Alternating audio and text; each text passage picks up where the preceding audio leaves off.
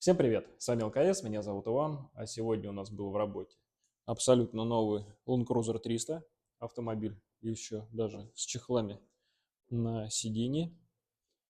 И пригнали его к нам на установку подогрева руля. В этой комплектации подогрева не было, несмотря на то, что это GR. Вот так выглядит оригинальная кнопка с оригинальной подсветкой, белая, это не пересвет, это оригинальная кнопка. И индикация говорит о том, что подогрев руля уже включен. Руль подогревается по всему внешнему диаметру. Из отличительных особенностей данного автомобиля панель приборов. Она здесь уже цифровая. А также поменялась мультимедиа и климат-контроль.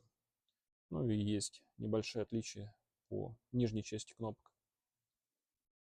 Если вам актуальны данные услуги, обращайтесь, будем рады помочь. Всего доброго, до свидания.